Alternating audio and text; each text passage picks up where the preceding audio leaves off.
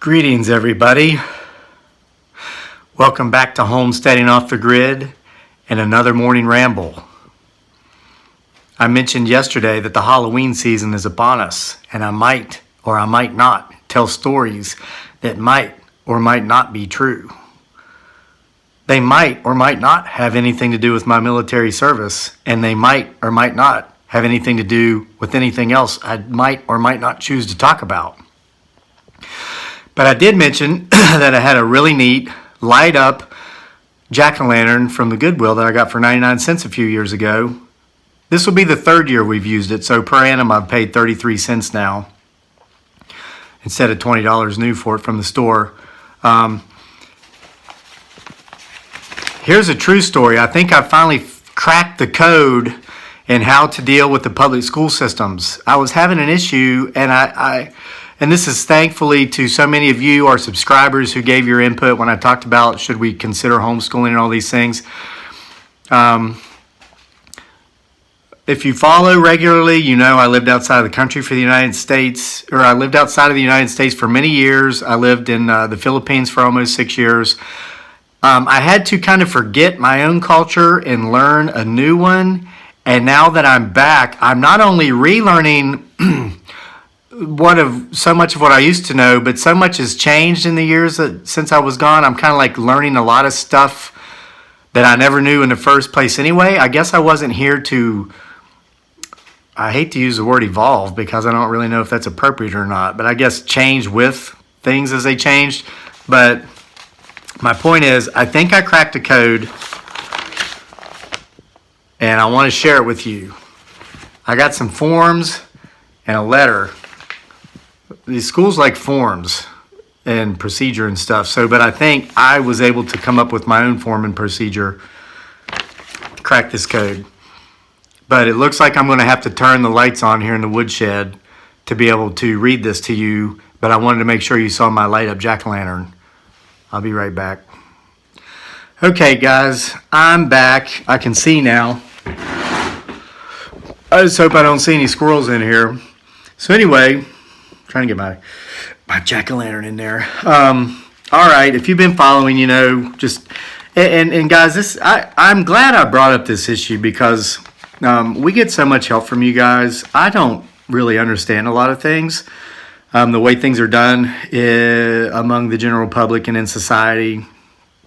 Because I just kind of stay out here to myself a lot and read and write, and I don't know. I've always kind of erred to the side of common sense when it comes to most things, but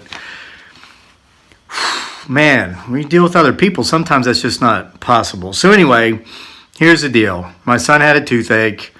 We got it fixed, got him to the dentist, all these things. Everything's being taken care of. But, okay, the day before his dental appointment, the people sent home, the school people, that's how I referred to them in my letter here. I hope they all identify as people so nobody gets offended. Because I didn't know. There's so many of them with all these different forms and dotting I's, crossing T's, checking boxes. I didn't know which one to send it to, so I put Dear School People.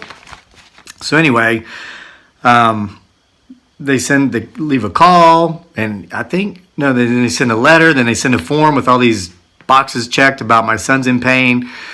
We need to give them permission to administer medication if he needs it, all these things.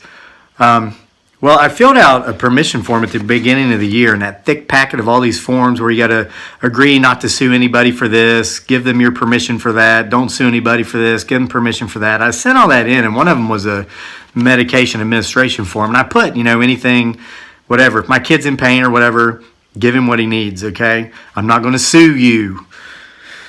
So anyway, they sent home this note. I need to make a letter giving them permission and send in medication. So we sent in children's pain reliever, ibuprofen, with a handwritten letter from me saying, please give this to my son as he needs it. We gave him his last dosage at 7 a.m. You have my permission, signed it, sent it in. So then we go to pick him up at the end of the day to take him to the dentist for his appointment. And he's in pain because he hasn't been given the medicine. So we try to get the medicine, but it's locked up somewhere. The school nurse isn't even there. We can't get the medicine because she locked it up before she went wherever. And I'm not faulting her. And this is where bringing this up to your guys' attention really helped, because somebody explained that a lot of school nurses are spread very thin. They've got to service multiple schools. God bless her. She's doing the work of multiple people, it sounds like. Maybe. I don't know the facts. But I'm not angry because she wasn't there. She might have been at lunch. I mean, I get it. People have to go places. So, but we couldn't get it to the medicine. So, before we went to the dentist, we stopped off at Harris Teeter, a grocery store in our area, bought more so we could give it to my son so he'd be out of pain, blah, blah, blah. So it's interesting. The dentist kind of forewarned us about what a lot of you guys mentioned in the comments. He told us, because he prescribed amoxicillin to kill the bacterial infection in my son's gum or the tooth. And he said, give it to him in breakfast, lunch, and dinner. And he said, listen, he said, as far as lunch goes, just don't even waste your time trying to get him to give him medicine at school. Just give it to him as soon as he gets home from school. Does he ride the bus or what? We said, yeah, he rides the bus. Said as soon as he's off the bus, give him that medicine so you can space it out in between his, and then give it to him in a second, or lastly, give it to him just before he goes to bed. That way you space it out. And I said, yeah, they sent home a letter about medicine, and we sent a letter back saying, yeah, you can give it to him. I already filled out the form. I mean, and he's like, don't waste your time. You don't even want to get involved with that. Just give it to him as soon as he gets off the bus. And I was like, what's this guy been dealing with? He's a dentist. He's obviously dealt with this before. So anyway,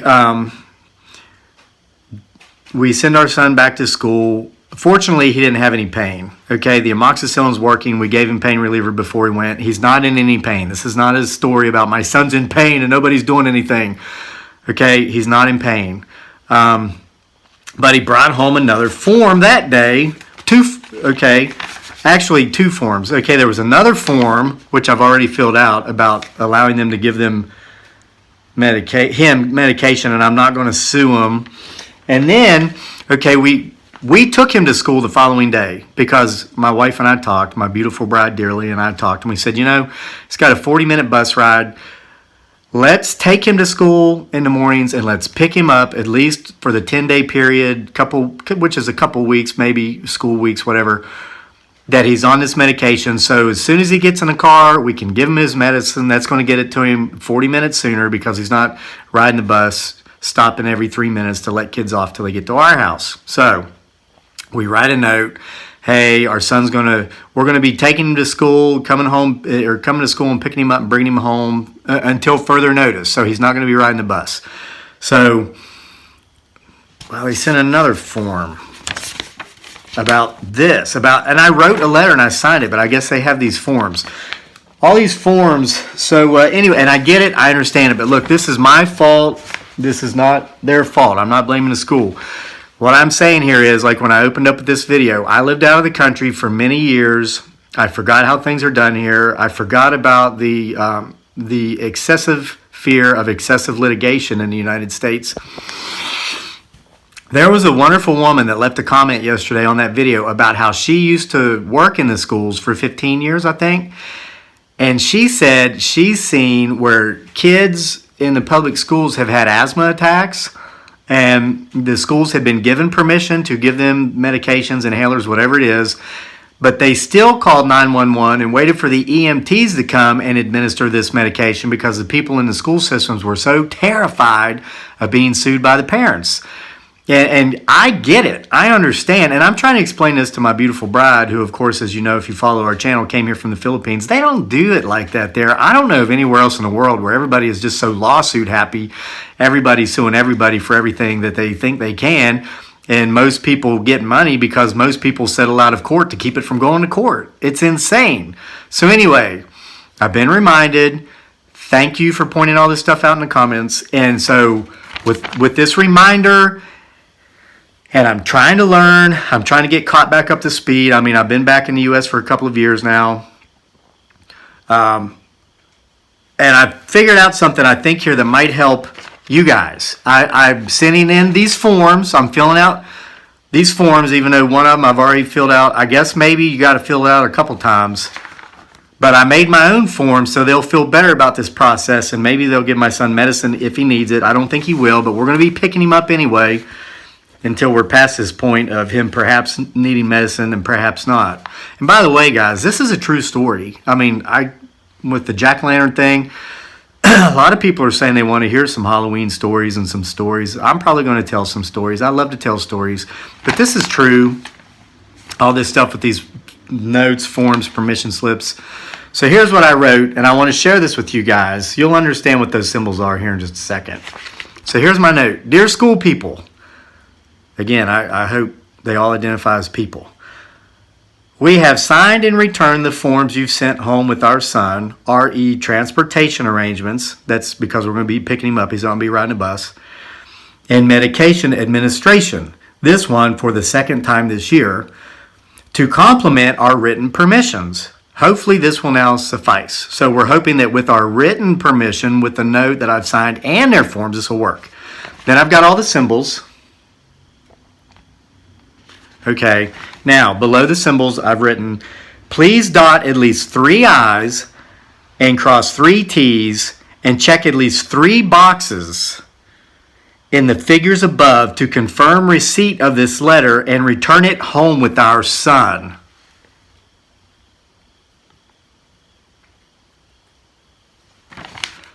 So hopefully this will now all suffice.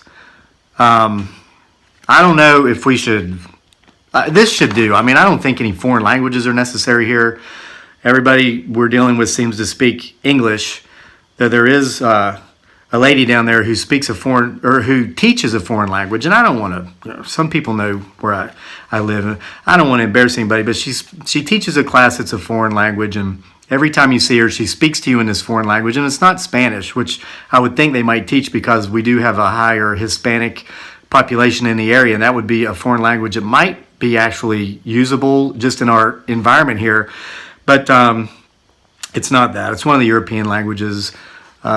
So when you see this woman, she speaks to you in this language. I've never had this woman speak to me in English. So, and I don't understand the language she speaks. So every time she speaks to me in this language, Historia ko Visayan Ichaka Tagalog. What I just said is I either talk to her in Visayan or Tagalog, which are 2 foreign languages I understand. And of course she looks at me like I'm crazy, like I don't understand. Well, I don't understand what you're saying either. So if this is all about look at me, I speak a different language, guess what? So do I, more than just one. So anyway, I wrote the note in English, and this should suffice. I've given them, see the designs, they can choose whichever figures they want, and they can cross whatever T's they want, and they can use whichever figures they want to dot the I's, and there's several boxes there, and I've only requested that they check 3. So I hope this gets to the bottom of it. I hope this helps you. Guys, it's just a communication issue. I've learned in life that when we have an issue with other people or we're having problems of some sorts, a lot of times it's just simply communication.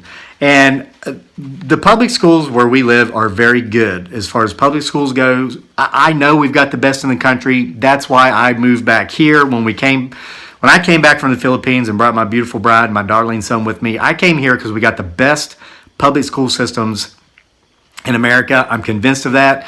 The public school systems here are better than most private schools in the country. I firmly believe that. And so I'm accepting the fact that this is just an issue of communication. So I'm hoping that, I said a foreign language isn't necessary. I guess it was. I need to speak their language, and their language is the language of dotting I's, crossing T's, and checking boxes. So I'm adjusting to my new environment. I'm relearning a culture I'd forgotten. I'm learning the new aspects of the culture that I wasn't here to learn because I was gone out of the country for so many years. Thank you for joining me for another morning ramble here at Homesteading Off the Grid, and we will see you for more next time.